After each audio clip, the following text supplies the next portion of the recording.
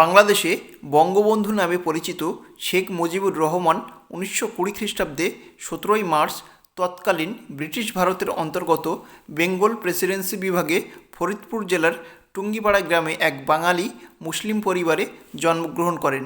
পিতা শেখ লুৎফর রহমান এবং মাতা সায়রা খাতুন সহ পরিবারে 4 কন্যা ও 2 পুত্র সন্তানের মধ্যে তিনি ছিলেন তৃতীয় সন্তান।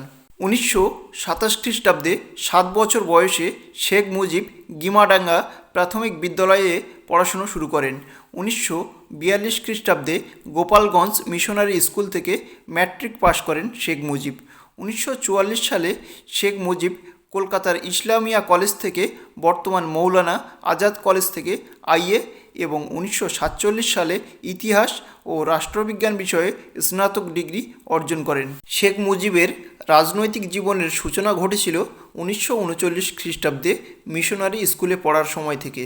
সে সময় তিনি গোপালগঞ্জ মহকুমা মুসলিম ছাত্রলীগের প্রতিষ্ঠা করেন ও ডিফেন্স কমিটির সম্পাদক নির্বাচন হন। 1940-এ তিনি নিখিল ভারত মুসলিম ছাত্র ফেডারেশনে যোগ দেন। 1940 খ্রিস্টাব্দে মুসলিম ছাত্রলীগের তরুণ নেতা হিসেবে পৃথক দেশ পাকিস্তান প্রতিষ্ঠার জন্য আন্দোলনে নামেন শেখ মুজিব। 1946 খ্রিস্টাব্দে তিনি অবিভক্ত বাংলা গঠন আন্দোলনে যোগ দেন। 1947 খ্রিস্টাব্দে ব্রিটিশ ভারত থেকে পাকিস্তান ও ভারত পৃথক হওয়ার পর শেখ মুজিব পূর্ব পাকিস্তানে ফিরে গিয়ে ঢাকা বিশ্ববিদ্যালয়ে আইন বিভাগে ভর্তি হন। 1948 খ্রিস্টাব্দে তিনি পূর্ব পাকিস্তানে মুসলিম ছাত্রলীগ প্রতিষ্ঠা করেন। এ বছরই মোহাম্মদ আলী জিন্নাহ উর্দু ভাষাকে পাকিস্তানের রাষ্ট্রভাষা হিসেবে ঘোষণা করেন। আর এই খবর শোনার পর শেখ মুজিব ও ফজলুল হক সহ পূর্ব পাকিস্তানের বিভিন্ন রাজনৈতিক দল 11ই মার্চ 1948 খ্রিস্টাব্দে ঢাকায় ধর্মঘট পালন করে। এই সময়ে শেখ মুজিব সহ আরও কয়েকজন রাজনৈতিক নেতাকে গ্রেপ্তার করে পাকিস্তানি পুলিশ। পরে ছাত্র আন্দোলনের চাপে পড়ে 15ই মার্চ তাদের মুক্তি দেওয়া হয়। 1949 খ্রিস্টাব্দে 23শে জুন হোসেন শহীদ সোহরাওয়ার্দী এবং মাওলানা ভাসানী পূর্ব পাকিস্তানে আওয়ামী মুসলিম লীগ গঠন করলে শেখ মুজিব মুসলিম লীগ ত্যাগ করে আওয়ামী মুসলিম লীগে যোগ দেন। 1953 খ্রিস্টাব্দে শেখ মুজিবকে আওয়ামী লীগের সাধারণ সম্পাদক নির্বাচন করা হয়। 1954 খ্রিস্টাব্দে পূর্ব বাংলায় যুক্ত ফ্রন্ট গঠনের জন্য ভোট গ্রহণ শুরু হলে 237টি আসনের মধ্যে শেখ মুজিব এর দল 143টি আসনে জয়লাভ করে। গোপালগঞ্জ থেকে মুজিব 10,000 ভোটে জয়লাভ করে। এরপর শেখ মুজিব যুক্তরাষ্ট্র সরকারের বন ও সমবায় মন্ত্রকের দায়িত্ব পান। 29শে মে পাকিস্তানের কেন্দ্র সরকার যুক্ত ফ্রন্ট ভেঙে দেয়। 1958 খ্রিস্টাব্দে পাকিস্তানের রাষ্ট্রপতি মেজর জেনারেল ইস্কান্দার মির্জা এবং সেনাপ্রধান আইয়ুব খান পূর্ববঙ্গে সামরিক আইন জারি করেন, যার কারণে শেখ মুজিব এর বিরুদ্ধে প্রতিবাদ করলে তাকে 2 বছরের কারাদণ্ড ও 6 বছরের রাজনৈতিক দল থেকে সাসপেন্ড করা হয়।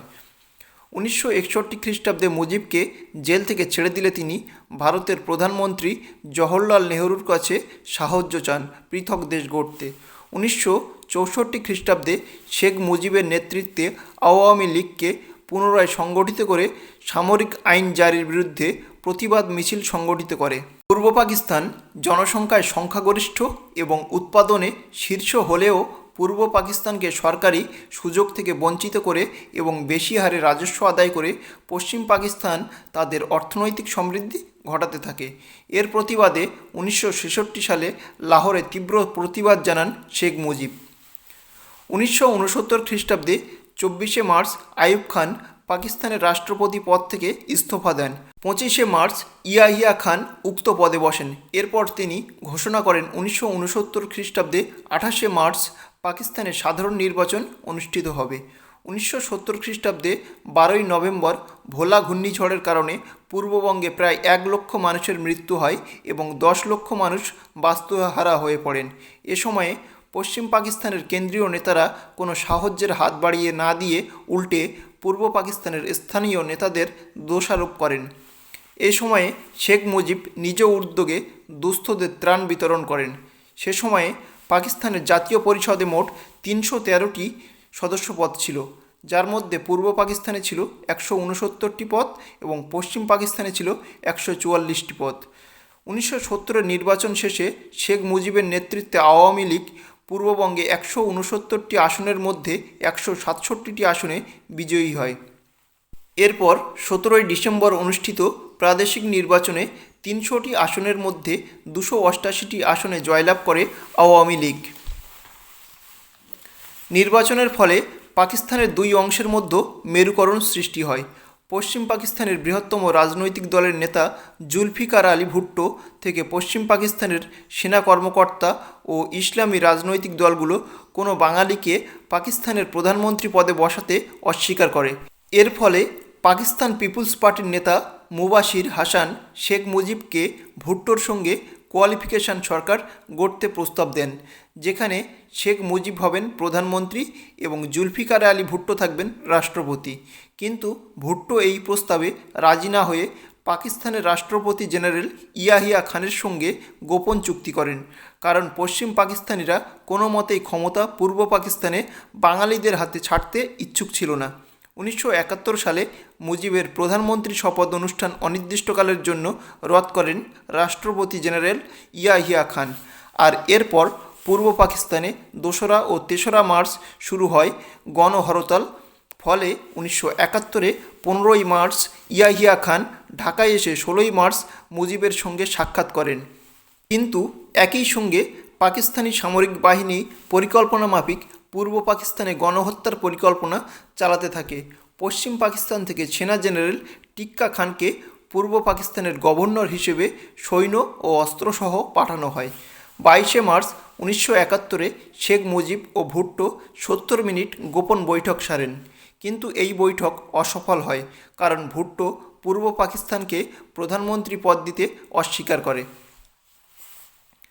25শে মার্চ ভুট্টো ও ইয়াহিয়া খান বাঙালি নিধনের সবুজ সংকেত দিয়ে পশ্চিম পাকিস্তানে চলে যান। ওই দিন রাত 12:20 শেখ মুজিব পূর্ব পাকিস্তানকে বাংলাদেশ নামকরণ করে স্বাধীন বাংলাদেশের ঘোষণা দেন, যার কারণে রাত 1:10 তাকে গ্রেপ্তার করা হয়।